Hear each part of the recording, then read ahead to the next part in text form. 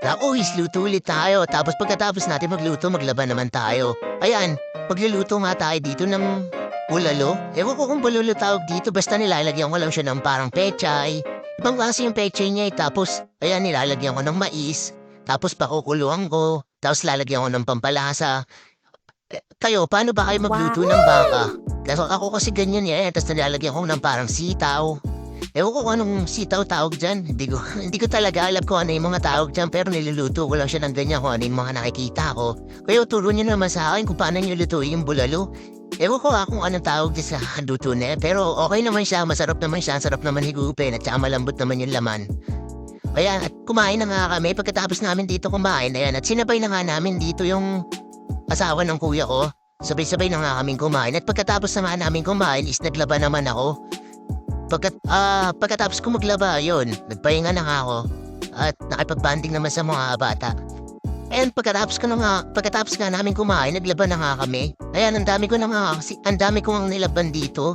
Kasi nga, diba, halos dalawang linggo na aburol yung uncle ko. Kaya yung labahan namin is, natambak talaga siya ng ilang linggo. Ayan, at tinulungan na nga ako na airmat dito. Kuis, paano ka ba maglaba? Ako kasi ito, binabalawan ko muna siya sa tubig bago ko siya isalang dito sa washing machine. Tapos, pagkatapos ko siyang balawan, sinasalang ko na siya, binabalawan ko ulit. Tapos, pag di pa ako nakontento sa amoy at saka sa bula niya, sinasabong ko ulit. Ganun kasi ako maglaba eh, parang ayoko kasi yung parang pagkatapos mo siyang i-washing machine, tapos may amoy pa.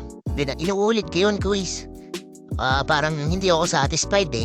Kaya tinulungan na nga ako dito na airmat. Oo nga pala, mention ko nga lang pala yung ate ko at saka sa mga sumusuporta sa akin dyan. Kay Iking, sa lagi nagpapa-shoutout dyan sa labas. Kaya Iking, na-shoutout na kita. Tsaka sa ate ko nga pala na lagi nakasuporta.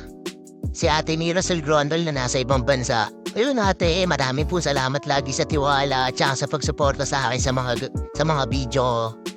Dahil lang. Ayan, salamat nga din pala sa mga tumatambay lagi dito sa bahay. Kahit pa paano, hindi tayo naiinit maglaba. Ayun nga, siguro naman yung ginagawa natin na to may surprise ang darating sa atin. RS8 ba naman?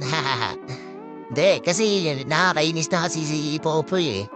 Masyado na talaga siya madraging, di ko na makontrol, naiinis na ako. Kaya RS8 ba naman? Baka naman sa susunod na video may vlog na natin yan. Yun lang, at tinabot na nga tayo dito ng gabi. Sampayan time na.